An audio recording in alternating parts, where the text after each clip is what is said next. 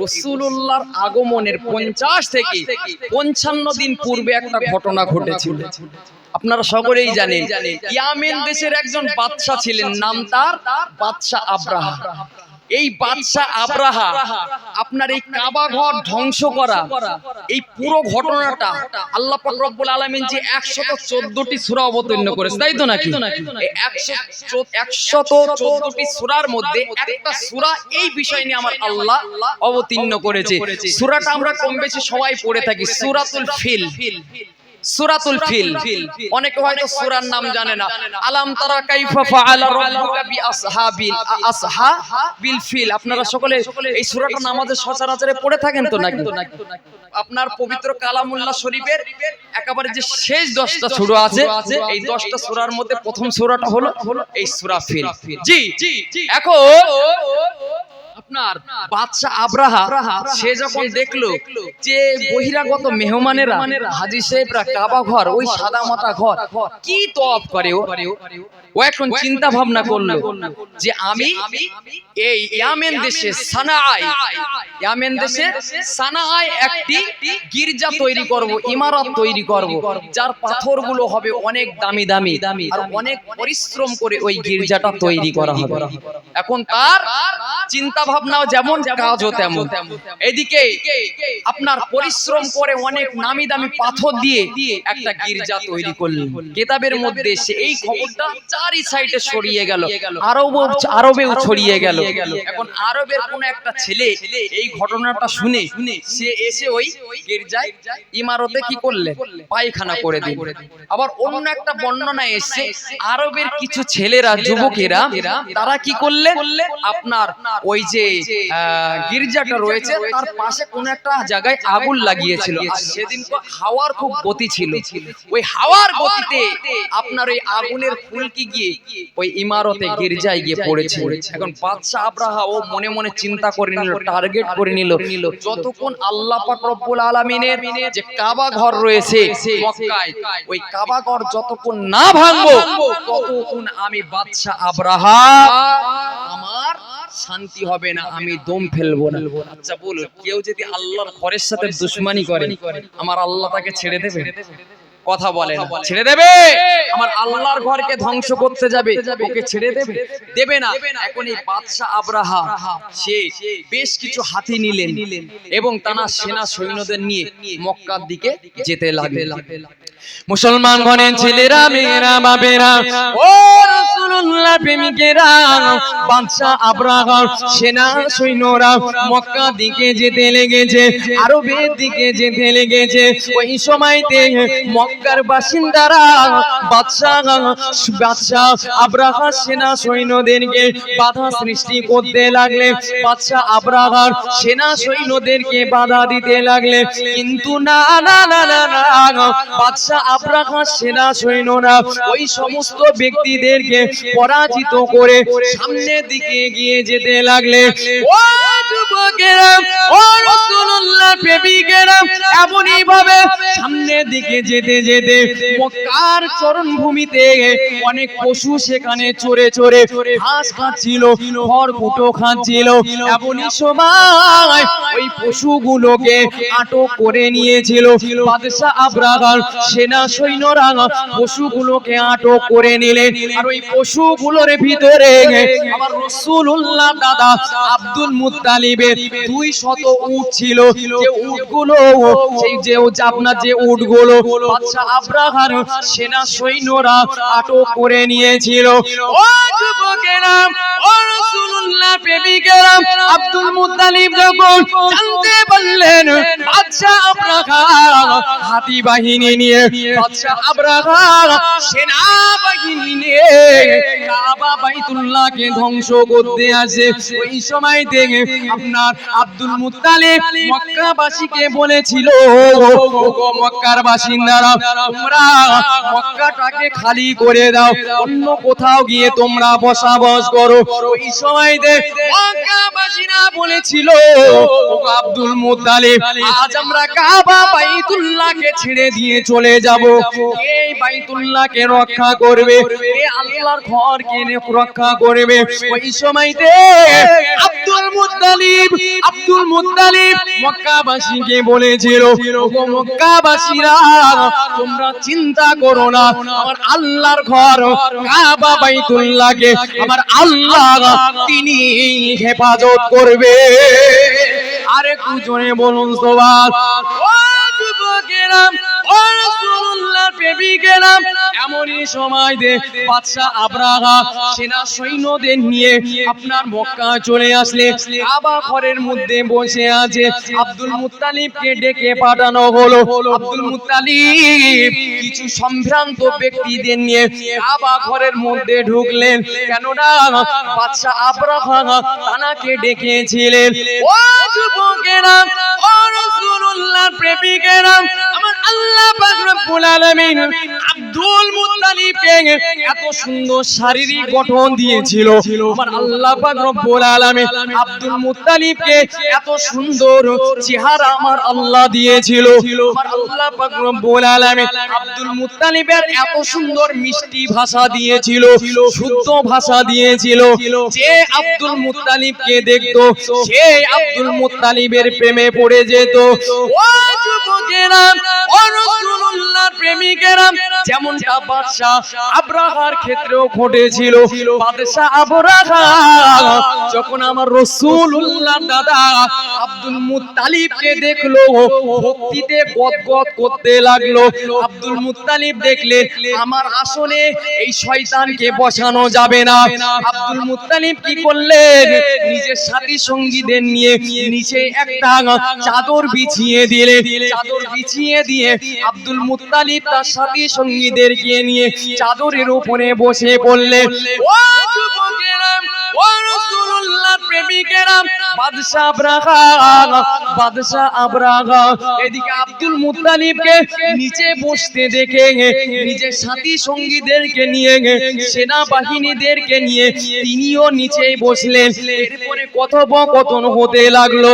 Abdul Muttalib কথা বলতে বলতে বাদশা আবরাহাকে বলেছে, ওগো বাদশা আবরাহা, ওগো বাদশা আবরাহা, আপনি যে আপনার সেনা বাহিনীরা যে পশুগুলোকে আটক করেছে, আমি আব্দুল মুত্তালিব, ওর ভেতরে আমার 200 উট রয়েছে, আমার ওই উটগুলোকে আটক করা হয়েছে। আমি আব্দুল মুত্তালিব মনে করি ওই 200 উটগুলোকে যদি আমার ফেরত দেওয়া হয় তাহলে আমি বড়ই খুশি হয়ে যাব। আব্দুল মুত্তালিব বাদশা আবরাহাকে বললেন, বাদশা আবরাহা, আপনার সাথী সঙ্গীরা যে উট আপনার যে পশুগুলোকে আটক করেছে, এর মধ্যে আমি আব্দুল মুত্তালিব আমার 200 উট রয়েছে। যদি আপনি ওই উটগুলোকে আমাকে ফেরত দিতেন তাহলে আমি খুবই খুশি হতাম। আব্দুল মুত্তালিব যখন এমন কথা বললেন, এদিকে বাদশা আবরাহা পুরো হতভম্ব খেয়ে গেছে। বলে কি, একজন কুরাইশদের লিডার, একটা কুরাইশদের লিডার, যাদের বাপ দাদা ধর্মস্থান কাবা বাইতুল্লাহকে ধ্বংস করতে এসেছি, তার সেদিকে কোনো মনোযোগ নেই। তার 200 আপনার উট আটক হয়েছে, সেটা ফিরে পাওয়ার জন্য ব্যস্ত। আব্দুল মুত্তালিবকে বলতে লাগলো, আব্দুল মুত্তালিব, আমি তোমাকে অনেক চালাক চতুর ভেবেছিলাম, অনেক বুদ্ধিমতী ভেবেছিলাম, কিন্তু তোমার এই কথা শুনে আমি মনে করলাম তোমার কোনো বুদ্ধি নাই, তোমার কোনো বুদ্ধি নাই। তুমি বলো কি, তোমার বাপ দাদার ধর্মস্থান আমি বাদশা আবরাহা ধ্বংস করতে এসেছি, তুমি সেটাকে হেফাজত না করে, রক্ষা না করে তুমি তোমার 200 উট নিয়ে ব্যস্ত। ওই সময় আব্দুল মুত্তালিব বলছেন, বাদশা আবরাহা, যেহেতু 200 উট হলো, আমি আব্দুল মুত্তালিব, আমি তার মালিক, তাই সেগুলোকে হেফাজত করার দায়িত্ব আমি আব্দুল মুত্তালিব আমার। আর কাবা বাইতুল্লাহ স্বয়ং আমার আল্লাহ পাক রব্বুল আলামিনের ঘর, তিনি তার ঘরকে হেফাজত করবেন। জোরে বলো, আর একটু জোরে হবে না সুবহানাল্লাহ। এখন বাদশা আবরাহা সেনা সৈন্যদেরকে বললেন, আব্দুল মুত্তালিবের 200 উটকে ফিরিয়ে দিয়ে দে। এরপরে আব্দুল মুত্তালিবকে বলল, আব্দুল মুত্তালিব তুমি তো বললে যে কাবা বাইতুল্লাহ আল্লাহর ঘর, আল্লাহ হেফাজত করবে, তা আজ কারোর ক্ষমতা নাই আমি বাদশা আব্রাহা আমার হাত থেকে ওই ঘরকে হেফাজত করবে। আচ্ছা বলুন, আল্লাহর সাথে যদি কেউ দুশমনি করে, যদি কেউ পাঙ্গা লড়ে, আল্লাহ পাক ছাড় দেবে? তাদের ছাড় দেবে? ফেরাউনকে আল্লাহ ছেড়েছিল, নমরুদকে আল্লাহ ছেড়েছিল, ছাড়িনি। আল্লাহ বাদশা আব্রাহাকে ছাড় দেবে বলে মনে হয় না। এখন আব্দুল মুত্তালিব 200 উট যখন ফিরে পেলে, আব্দুল মুত্তালিব আল্লাহ পাক রব্বুল আলামিনের রাস্তায় ওই 200 উটকে কুরবানি করে দিলেন। জোরে বলুন সুবহানাল্লাহ। আল্লাহর রাস্তায় ছেড়ে দিলেন। বাদশা আব্রাহা এখন কাবা ঘর ধ্বংস করতে যাবে। আব্দুল মুত্তালিব কিছু সাথী সঙ্গীদের নিয়ে কাবা ঘরের দরজায় হাত লাগিয়ে দিল। মুসলমান ঘরের ছেলেরা, মেয়েরা, বাবেরা, ও রাসূলুল্লাহ প্রেমিকেরা, আব্দুল মুত্তালিব সাথী সঙ্গীদেরকে নিয়ে কাবা ঘরের দরজায় হাত লাগিয়ে দিলেন। আল্লাহ পাক, আল্লাহ পাক আপনি আপনার ঘরকে হেফাজত করুন। আব্দুল মুত্তালিব ঝরঝর ঝরঝর করে দুই চোখের পানি পড়তে থাকে। ও যুবকেরা, ও রাসূলুল্লাহ প্রেমিকেরা, আল্লাহ পাক রব্বুল আলামিনের কাছে আব্দুল মুত্তালিব ফরিয়াদ করতে থাকে। আল্লাহ পাক মানুষ তার সম্পদ হেফাজত করার জন্য তার জানকে কুরবান করে দেয়। আল্লাহ পাক তার জমি জায়গা হেফাজত করার জন্য সে যথেষ্ট পরিমাণে চেষ্টা করে থাকে। আল্লাহ পাক মানুষ তার ঘরকে হেফাজত করার জন্য সে দুনিয়ার বুকে সব কিছু করতে পারে। ও রব্বুল আলামিন, আল্লাহ পাক বাদশা আব্রাহা যারা কিনা পুরুষের উপাসনা করা থাকে, যারা কিনা পুরুষের উপাসনা করে থাকে, আল্লাহ পাক আপনার ক্ষমতার ব্যাপারে তাদের হয়তো কোনো অভিজ্ঞতা নাই, আপনার ক্ষমতার ব্যাপারে তাদের হয়তো কোনো ধারণা নাই, যার কারণে আপনার ঘরটাকে ভাঙতে এসেছে। ও রব্বুল আলামিন, আল্লাহ পাক আমি আব্দুল মুত্তালিব আপনার কাছে প্রার্থনা করে, আল্লাহ পাক রব্বুল আলামিন আপনি আপনার অনুসারীদেরকে হেফাজত করুন, আপনি আপনার অনুসারীদেরকে সাহায্য করুন। আল্লাহ পাক সাথে সাথে আপনার পবিত্র ঘর কাবা বাইতুল্লাহকে হেফাজত করুন। ও যুবকেরা, ও রাসূলুল্লাহ প্রেমিকেরা, ওই সময়তে আব্দুল মুত্তালিব নিজের সাথী সঙ্গীদেরকে নিয়ে দোয়াটা শেষ করলেন। দোয়াটা শেষ করে তিনি একটা পাশের পাহাড়ের উপরে উঠলেন।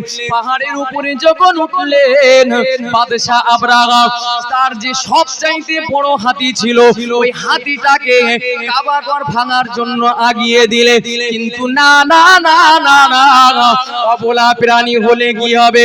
আল্লাহ পাক রব্বুল আলামিন ওই হাতিকে এতটাই বুদ্ধি দিয়েছিলেন, ওই কাবা ঘর ভাঙতে যাওয়া তো দূরের কথা, ওই এক পাও তুলে সামনের দিকে আগিয়ে যায়নি।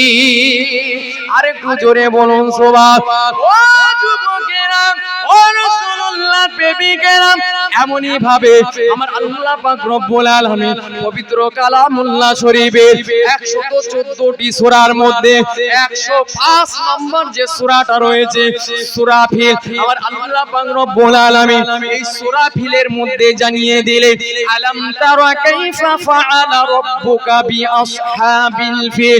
ও যুবকেরা, ও রাসূলুল্লাহ প্রেমিকেরা, আমার আল্লাহ পাক রব্বুল আলামিন এই আয়াতের ভিতরে জানিয়ে দিলেন, তুমি কি দেখোনি, তুমি কি দেখোনি বস্তি অধিপতিদের সাথে আমি আল্লাহ পাক রব্বুল আলামিন কি রূপ পরিণত করেছিলাম।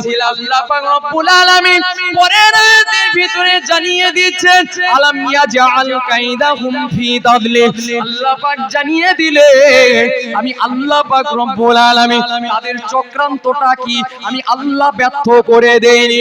ও যুবকেরা, ও রাসূলুল্লাহ আল্লাহর প্রেমিকেরা, আল্লাহ পাক রব্বুল আলামিন কেন এমন কথা বললেন? বাদশা আবরাহা যখন কাবা বাইতুল্লাহকে ধ্বংস করতে গেল, সেনাবাহিনীরা যখন কাবা বাইতুল্লাহকে আঘাত করতে যাবে, আল্লাহ পাক রব্বুল আলামিন ওই বাদশা আবরাহার সেনা সৈন্যদের সমস্ত রকম চক্রান্তকে ব্যর্থ করে দিয়েছিলেন। আরেকটু জোরে বলুন সুবহানাল্লাহ। ও যুবকেরা, ও রাসূলুল্লাহর প্রেমিকেরা, আমার আল্লাহ পাক রব্বুল আলামিন সূরা ফিলের 3 নম্বর আয়াতে আমার আল্লাহ জানিয়ে দিচ্ছেন, ওয়া আরসালা আলাইহিম তায়রান আবাবিল। আল্লাহ পাক রব্বুল আলামিন জানিয়ে দিলেন, বাদশা আবরাহার সেনা সৈন্যরা আমি আল্লাহ আমার কাবা ঘরকে ধ্বংস করবে। না না না না, আমি আল্লাহ এটা কখনো হতে দিতে পারি না।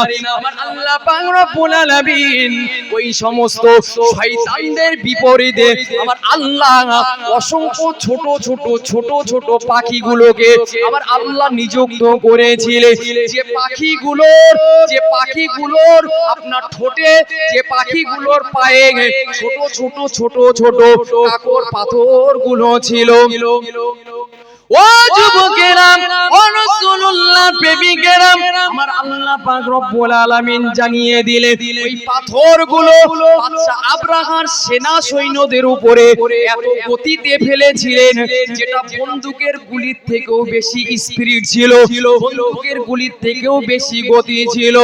ও যুবকেরা, ও রাসূলুল্লাহর প্রেমিকেরা, যাদের ঘাড়ে পড়ে আপনার উপরে পড়ে, নিচে দিয়ে বার হয়ে যায়, ছটপট ছটপট করতে করতে করতে করতে সারা জীবনের মতো দুনিয়া থেকে বিদায় হয়ে যায়। আরেকটু জোরে বলুন সুবহানাল্লাহ।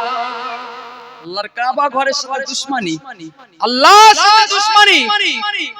আল্লাহ পাক রব্বুল আলামিন বলছেন, আমি আল্লাহ ওদের বিপক্ষে অসংখ্য ছোট ছোট পাখিগুলোকে আমি আল্লাহ পাঠিয়ে দিয়েছিলাম, যাদের ঠোঁটে ছিল ছোট ছোট পাথর, পায়ে ছিল ছোট ছোট পাথর। তারমিহিম বিহিজারাতিন মিন সিজ্জিন। আল্লাহ 4 নম্বর আয়াতে সূরা ফিলে জানিয়ে দিলে ওই পাখিগুলো ওদের উপরে পাথর কাকরগুলোকে নিক্ষেপ করেছিল, আর এত গতি ছিল বন্দুকের গুলির থেকেও বেশি গতিবেগ ছিল। জোরে বলুন সুবহানাল্লাহ। আল্লাহ শেষ আয়াতে জানিয়ে দিচ্ছেন, ফাজআলাহুম কাআসফিম মা'কুল। আল্লাহ পাক রব্বুল আলামিন জানিয়ে দিলেন যে ওদেরকে ভক্ষিত তৃণ সদৃশ, অর্থাৎ আপনার এই যে আপনার ওই যে ছাগল বলে, গরু বলে, ঘাস খায়, খড়কুটো খায়, দেখেছেন তো? দেখেছেন জিবালে কেমন লাগে? ছিন্ন বিচ্ছিন্ন পতন লাগে না? আমার আল্লাহ ওদের লাশটাকে এরকম ছিন্ন বিচ্ছিন্ন করে দিয়েছিলেন। জোরে বলুন সুবহানাল্লাহ। বাদশা আবরাহা এই অবস্থা দেখে কি করলে? ও এবার ইয়ামেনের দিকে ছুটতে ব্যস্ত। আল্লাহ বললেন, দাঁড়া, তবে রে কুকুরের ঘাড়ে ঘা হয়, দেখেছেন তো? দেখেছেন কুকুরের ঘাড়ে ঘা হয়? কথা বলেন, কুকুরের ঘাড়ে ঘা হয়, আপনারা দেখেননি? জি, এখন এই বাদশা আবরাহার ঘাড়েও আমার আল্লাহ পাক রব্বুল আলামিন ওই জাতীয় একটা বসন্ত রোগ দিলেন, যার কারণে সমস্ত শরীর পচতে লাগলো। পচতে পচতে পচতে পচতে এক পর্যায়ে ওই বাদশা আবরাহার হৃৎপিণ্ডটা ফেটে বার হয়ে, শরীর থেকে বার হয়ে দুনিয়ার বুক থেকে বিদায় নিয়ে চলে গিয়েছিলেন। জোরে বলুন সুবহানাল্লাহ। আমার আল্লাহ একটা দমকা বৃষ্টি দিল, যে বৃষ্টির কারণে সমস্ত পাপগুলোকে আমার আল্লাহ ধুয়ে মুছে সাফ করে দিয়েছিলেন। জোরে বলুন সুবহানাল্লাহ। আল্লাহর সাথে দুশমনি করলে আল্লাহ পাক রব্বুল আলামিন কাউকে ছাড়বে না। আল্লাহ পাক রব্বুল আলামিন আমাদের সকলকে হেফাজত করে। সকলে বলি আল্লাহুম্মা আমিন। আসুন একটু দরুদ শরীফ পড়ি। আল্লাহুম্মা সাল্লি আলা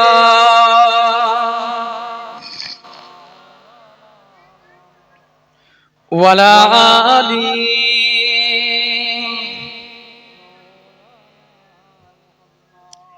পাইলে নিরালয় গনবি, পাইলে নিরালয়, পাইলে নিরালয় গনবি, পাইলে নিরালয়, দুই কদমে চুমু খাবো, দুই কদমে চুমু খাবো, চরণ ধুলি মাখবো গাই, পাইলে নিরালাই গো নবী, পাইলে নিরালাই।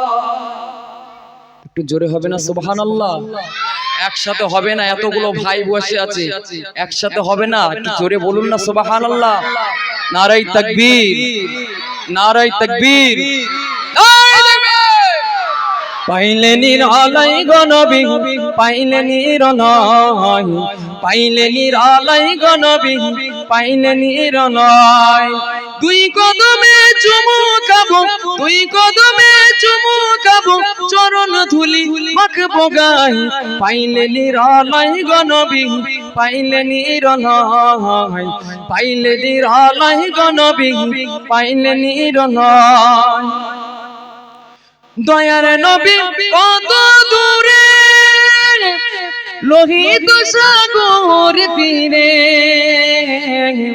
দয়াল নবী কত দূরে, লোহিত সাগর তীরে। মদিনার ওই সোনার ঘরে, মদিনার ওই সোনার ঘরে আছেন তিনি সর্বদাই, পাইলে নিরালাই গো নবী, পাইলে নিরালাই, পাইলে নিরালাই গো নবী, পাইলে নিরালাই। আল্লাহুম্মা সাল্লি আলা